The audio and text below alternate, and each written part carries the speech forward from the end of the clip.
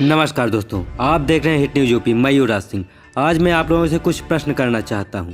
पहला प्रश्न मेरा ये है कि क्या इस देश में लोकतंत्र तनिक भी रह गया है? क्या इस देश की मीडिया को तनिक भी शर्म है? क्या इस देश के नागरिकों में तनिक भी जागरूकता है? क्या आप जानते हैं कि पिछले कुछ दिनों से देश के सामने 23,000 करोड़ का घोटाला सामने आया है। Gujarat based ABG shipping company ने हमारे 28 बैंकों को लूटा है। सीबीआई ने उस मुद्दे पर केस भी कर दिया है और 28 बैंकों का करीब 23,000 करोड़ रुपए लूटा है। दोस्तों, जैसा कि ये खबर बता रही है, सीबीआई केस कर चुकी है मगर कोई एक्शन नहीं हो रहा है। लेकिन सबसे बड़ा सवाल, आपकी स्क्रीन पर यह शख्स ऋषि अग्रवाल को अब तक गिरफ्तार तक नहीं किया गया है। ऋषि अग्रवाल पर कोई एक्शन नहीं हुआ है और वो समझने के लिए आपको कुछ तथ्यों पर गौर करना होगा जो मैं अब आपको बतलाने वाला हूँ। दोस्तों, पत्रकारों और विशेषज्ञों के मुताबिक एबीजी शिपयार्ड के मालिक ऋषि अग्रवाल की आमदनी सन 2017 में 16.4 करोड़ थी और कर्जा 10,000 करोड़। कर्जा पहले से ही 10,000 करोड़ था, मगर 5 साल बाद यानी सन 2022 को क्या होता है, ये कर्जा बढ़कर 22,000 करोड़ हो जाता है। 10,000 करोड़ से लेकर 22,000 करोड़। इस देश में ज्यादातर लोगों के पास नौकरियां नहीं है, परिवार बर्बाद हो रहे हैं, गरीब होता जा रहा है और यहाँ पर एक व्यक्ति का कर्जा लगातार बढ़ता जा रहा है। मैं मोदी जी से पूछना चाहता हूँ, क्या यही है आपका सबका साथ सबका विकास का नारा? और दोस्तों, इतना ही नहीं, मैं यह भी जानना चाहता हूँ कि 5 सालों में ऐसा क्या हुआ कि इस पर कोई कार्यवाही नहीं की गई। मैं जानता हूँ एसबीआई ने अपनी तरफ से जो केस दर्ज किया है उसमें उन्होंने बड़ा लिखा है कि 2013 में ही एबीजी शिपयार्ड कंपनी को एनपीए यानी कि नॉन परफॉर्मिंग एसेट घोषित कर दिया गया था। मगर मेरा सीधा सा सवाल, 2017 से 2022 के बीच में इस व्यक्ति पर कोई एक्शन क्यों नहीं लिया गया? मैं आपका ध्यान खींचना चाहूंगा कांग्रेस के आरोप की तरफ जो वो ऋषि अग्रवाल पर लगा रहे हैं। उनका कहना है कि ऋषि अग्रवाल का सीधा गुजरात कनेक्शन है, यानी कि वो कह रहे हैं कि ऋषि अग्रवाल का बीजेपी कनेक्शन है। और बीजेपी का मतलब तो आप समझ ही गए होंगे कि ऋषि अग्रवाल का सीधा कनेक्शन नरेंद्र मोदी से था, क्योंकि मुझे आपको यह बतलाने की कतई जरूरत नहीं कि 2014 से पहले प्रधानमंत्री नरेंद्र मोदी गुजरात के सीएम हुआ करते थे। मैं आपको बतलाना चाहूंगा दोस्तों कि क्या आरोप कांग्रेस ने लगाए हैं। कांग्रेस का ये कहना है कि 2007 में गुजरात में जब प्रधानमंत्री नरेंद्र मोदी मुख्यमंत्री थे तब एबीजी शिपयार्ड कंपनी को 1.21 लाख वर्ग मीटर जमीन गुजरात सरकार ने दी है। चलिए, बिजनेस के लिए सरकारें जमीन देती हैं, इसमें कोई आपत्ति नहीं। कांग्रेस ने जो अगला आरोप लगाया है वो बहुत ही दिलचस्प है।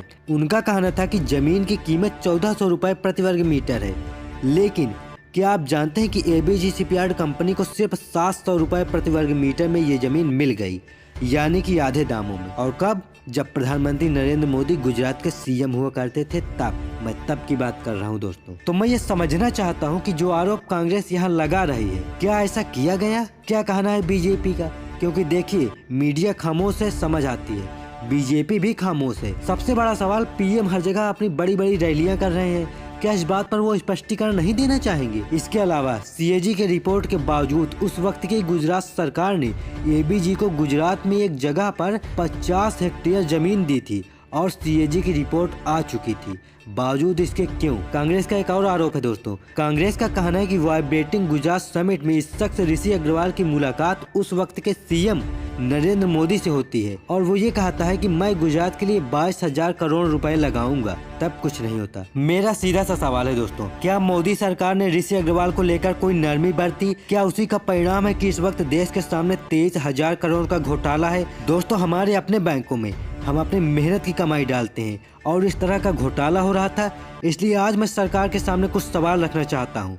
सवाल नंबर 1, गुजरात से जुड़े इस कथित घोटालेबाज को बीते 5 सालों से आखिरकार कौन बचा रहा है? सवाल नंबर 2, सरकारी बैंक और एजेंसियां बरसों चुप क्यों थी? क्योंकि कांग्रेस यह भी आरोप लगा रही है और ये पता भी चल रहा है कि एसबीआई की शिकायत के 1.5 साल बाद सीबीआई एक्शन लेती है। सवाल नंबर 3, प्रधानमंत्री के कार्यालय में आखिरकार ऋषि अग्रवाल की फाइल को क्यों दबा दिया गया? यह सवाल तो पूछा ही जाएगा ना। और आप जानते हैं दोस्तों, हमारे बैंकों को किस तरह से लूटा गया है? मैं आपको आंकड़ा पढ़कर सुनाना चाहता हूँ।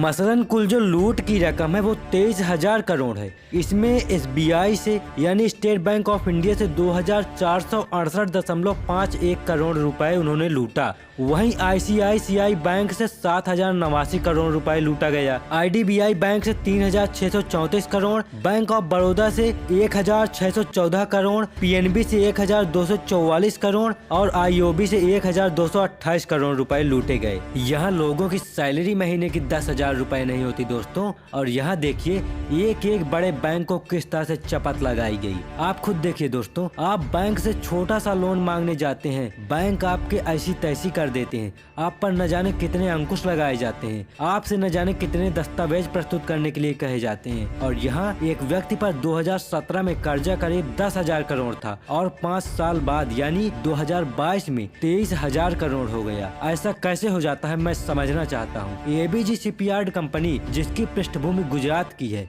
उसने कैसे 28 बैंकों को चपत लगा दी। और यही नहीं दोस्तों, नीरव मोदी, मेहुल चौकसी, ये लोग भी हमारे बैंकों को चपत लगाकर रफू चक्कर हो गए हैं। विजय माल्या वो भी रफू चक्कर हो गए। ये तमाम लोग रफू चक्कर हुए हैं पिछले 7 सालों में। इसका सवाल तो पूछा जाना चाहिए ना, कब तक हम लोग अनाप शनाप के मुद्दों में अपना ध्यान भटकाते रहेंगे, क्योंकि यहाँ तो नुकसान हमारा हो रहा है। जब हम इन मुद्दों पर सरकार से सवाल नहीं पूछेंगे तो नुकसान किसका है? इन बैंकों में किसकी मेहनत का पैसा जमा होता है, बताइए ना। और इसके पहले भी हम लोगों ने देखा है कि लोगों को कितने नुकसान का सामना करना पड़ा था और बार बार करना पड़ा था और आगे भी करते रहेंगे, क्योंकि न जनता जागरूक है और सरकार को पता है कि मीडिया ये मुद्दे उठाएगी नहीं और जनता सरकार पर दबाव बनाएगी नहीं। यानी कि वो कहावत है ना कि 5 उंगलियां घी में और सिर कड़ाही में। मगर दुख की बात यह है दोस्तों कि जहां सरकार का सिर कड़ाही में, वहीं इस देश की जनता का सिर ओखली में है, क्योंकि उन्हें कोई मतलब इस बात से नहीं कि उनके साथ कौन सी चाल चली जा रही है, कौन सी धोखाधड़ी की जा रही है। वो शुतुरमुर्ग की कहानी सुनी है ना।